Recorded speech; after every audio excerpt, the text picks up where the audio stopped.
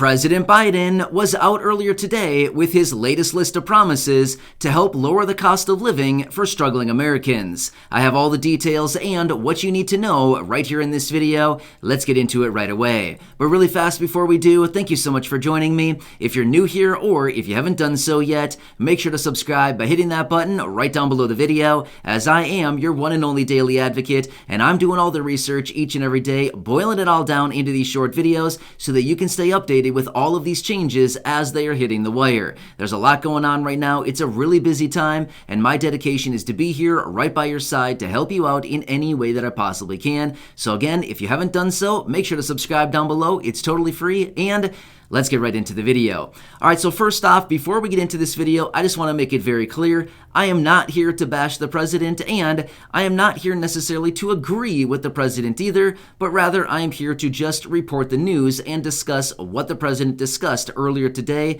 as he was out talking about some of his agenda items to get done at some point this year. So let's jump into all these details. All right, so President Biden was at a community college in Washington State earlier today talking to a group of people, and I want to lay out what he was actually discussing. Now, the president did acknowledge that according to his knowledge and what he is understanding as of right now, there are way too many people out there who are struggling to make ends meet. I think that's a pretty good assessment so far, right? Yeah, I think that's a little bit true. And honestly, I hope that he's not just finally realizing this right now because, newsflash, this is something that's been going on for a very long time, at least for the people that I communicate with right here and that I represent right here in this community. Yeah, this has been a very real thing for a very, very long time, probably over a year now, right? Probably since the last stimulus check went out. But anyway, that was over a year ago. But anyway, I digress for just a minute. But I just wanted to make it very clear that the president does recognize there's way too many people who are struggling to make ends meet. Well, the whole purpose of his speech today was actually to discuss how, and his plan, his agenda, to actually lower the cost of living. In other words, lower prices. That's essentially what it means, because we all know right now the cost of living and everything that we are dealing with right now is very much inflated, right? Inflation has driven prices higher. Therefore, lowering the cost of living is essentially actually lowering prices, right? So sounds good to us. Either get us more money or substantially lower the cost of living. It would all be beneficial right now, but realistically, some of both would really be the answer to everything, right? So now that the president has acknowledged that many people are struggling to make ends meet, the president also went on to say that they first need to start out by lowering the price of prescription items, especially for seniors and for fixed income beneficiaries. And he also included talking about lowering the cost of insulin, because according to the statistics, 1 in 10 Americans are diabetic. Therefore, they want to lower the cost of insulin down to no more than $35 per month or per dosage. I'm going to be honest with you right now. I'm not really sure how that equates, if it's per vial or what it comes down to. Again, I'm thinking some of you in this community could probably educate me a little bit on that. I apologize. I'm not really sure what $35 per, I think it's per vial. That must be what it is. Just kind of talking my way through this. I think that's probably what it means. But anyway, he said $35. So if you're diabetic and you use insulin, I think you probably know what I'm talking about there. So anyway, that is probably a good thing. I actually used to work in a pharmacy a few years, well, not a few years. It was actually about, when was it? Like 14 years ago. Whoa, that's a lot longer than I think. But anyway, I do remember very vividly, yes, insulin is incredibly expensive. I remember patients coming in and trying to pick up their insulin and they didn't have insurance, and it was hundreds and hundreds of dollars. So I remember that, and yeah, it's very expensive stuff. Anyway, sorry about that. I digress once again. So let's keep going here, talk about what else the president talked about. He also discussed prescription items for Medicare beneficiaries. So let me talk about this for a second, because I do know that this would impact a lot of you right here in this community. So the president said that there should be an annual cap of $2,000 of out-of-pocket expenses for Medicare beneficiaries on prescription items. Now, I like this. I like to have a cap on how much you would pay out of pocket. However, I'm going to be honest with you. I don't agree with $2,000. I think $2,000 is very high. I think it should be way less than that, maybe $500, and I even think that that's being a little bit high. And here's the reason behind that. Now, don't get me wrong, there's probably some Medicare beneficiaries out there who are doing just fine and can swing $2,000 a year. No problem. Good for them. That's great. If that's the case, then they should be paying $2,000. But here's the thing. I know, based on this community, based on many of you here in this community who are receiving fixed income benefits like Social Security, maybe retirement or SSDI, survivors, SSI, VA, I know your benefits are not that much, right? Again, of course, everybody's benefit is very different right now, but I get it. I've seen down in the comments section. I would say the vast majority of you here in this community probably receive a monthly benefit less than $1,000 a month, maybe less than $1,200 a month. And I think that would encompass the vast majority of people. Let's just say, for example, your benefit is $1,000 a month. That would be $12,000 of annual income. Well, if you're paying $2,000 a year just in your out-of-pocket expenses for your prescription items, that would be almost 20% of your annual income. So in my opinion, that seems like a lot. And again, I don't want to go against what the president is saying. Again, I'm not here to disagree or necessarily agree either, but I'm just simply saying, to me, 20% alone just on prescription items seems like a very high percentage of your income, especially because you're probably paying also maybe 25 or 30% of your income on probably housing, as in rent or a mortgage. You're probably paying another 10, 15, 20% on utilities, food, and other things. That doesn't leave a whole lot left. You know what I'm saying? And I think you probably know exactly what I mean. So I like the whole idea behind this of capping out-of-pocket expenses for prescription items for Medicare beneficiaries and seniors, elderly people with disabilities. But again, I think it should probably be lower than that, $2,000. Again, I like the whole concept of a cap, but at the end of the day, $2,000 I think is maybe a little rich for a lot of people right now. But if people can swing it, then fine. If they can swing it, then they should be able to pay that. But if not, then it should be capped way, way, way, way lower than that, right? So anyway, that's just my opinion. And no, this is not a campaign speech. No, I am not running for office. I have no plans on doing that ever. I'm just not interested in that. I think I would stir the pot way too much if that were the case. Those of you that have been around a while, I think you know me enough, well enough by now that I think you know that I would probably maybe raise a little HE double hockey sticks, if you know what I mean, right? It would probably not be a good situation.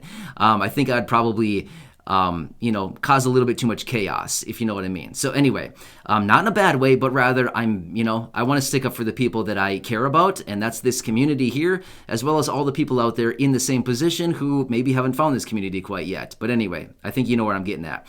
So anyway, let's keep moving on and talk about what the president talked about as well. He went on to talk about a little bit more, saying that he believes that thousands of people are lying awake in bed at night staring at the ceiling, wondering what they would do if they became ill or if any of their kids became ill and they simply didn't have insurance or the money to cover the medical expenses as well as the prescription items. Well, yeah, I feel like that's a pretty good statement. But again, I just want to kind of take my own little opinion on this for just a second here. Here's the thing. He said thousands of people are lying in bed awake at night. I'm going to change that to millions. I think millions of people are probably lying awake at night, staring at the ceiling, trying to think, what am I going to do this month? What am I going to do? Don't have any money. What am I doing this month, right?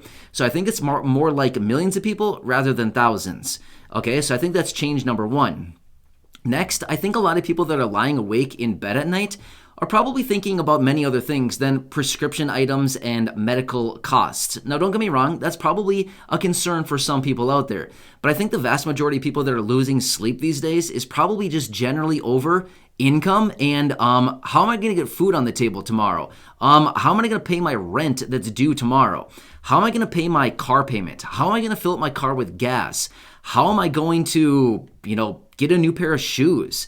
What am I going to do going forward? How am I going to keep the lights on? How am I going to keep heating my home or air conditioning my home if you're in the South right now and it's hot? So I think these are the major concerns out there right now. But at the same time, I do think some people are probably a little bit concerned about medical expenses, things like that. Yes, this is a valid concern. There's a lot of medical debt out there right now. There's a lot of people that are being hammered on by bill collectors and hospitals or doctors or whatever trying to collect on medical expenses. But at the end of the day, I think the vast majority of the people that are losing sleep these days is probably more like the realities, the practicalities of life, as in, where am I going to get my breakfast tomorrow? Where am I going to get lunch and dinner tomorrow? that kind of thing, right?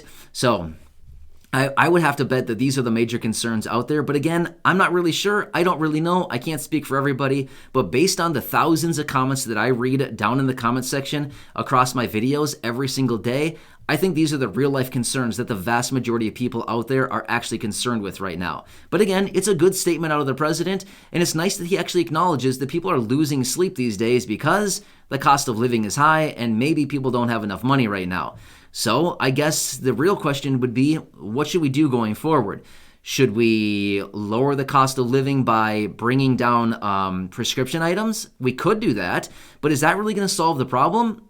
I'd be willing to bet that's probably not going to solve the problem, right? Yes, it would maybe help a little bit, but again, what are we going to do about all the other issues out there? Food, clothing, shelter, rent, mortgages, car payments, gas in cars, all of these things, utilities. That's another big one right there, right? Just between heating and cooling your home, as well as gas or, whatever things like this, heating and electric or, whatever, all these bills, that alone is a huge expense, especially for somebody living on a fixed income. So anyway, it's nice that the president is working on something. And again, apparently he's going to be talking to Congress about all this, and hopefully they will get something done. One quick side note as well. I want to give you the latest details as long as we're talking about this, the president, the administration, Congress, all of this business.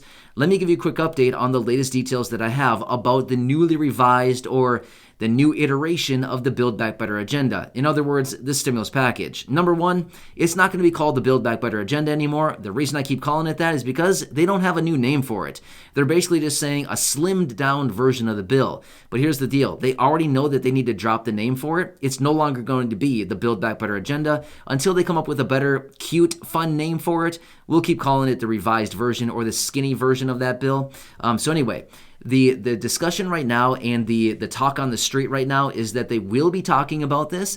The president has been urged by other lawmakers, he has been urged by lawmakers, I should say, to actually start negotiations on this and to get it done by the August recess. Remember, in only a handful of months from now, it's not that long from now, they will be leaving on their 5-week vacation. They leave about the first week of August.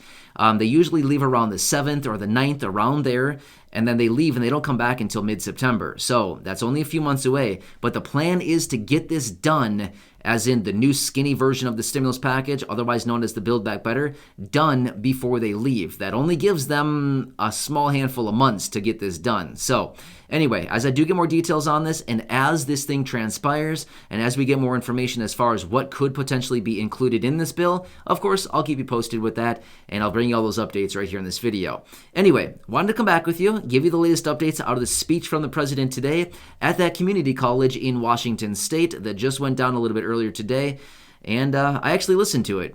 Interesting. Again, that's all. I basically told you everything that he talked about. Of course, he said other things in there, but these are some of the key takeaways out of that speech. And of course, there was a lot more in there, but this was basically it. So anyway, I like to keep you updated with everything going on, anything that the president is talking about, the administration, as well as lawmakers, and anything else out there. There's a lot of updates each and every day, but this is what I have for you as of right now. So if you haven't done so, please make sure to subscribe down below. It's totally free to do so. Also, share this video with your friends, family, social media, and of course, go back and check out any of the other nearly 2,400 videos right here on the channel. Thanks again for watching. Enjoy your day and have a safe one. I'll see you again later in the next one. Thanks so much for your support. I truly appreciate it, and I'll catch you again later in the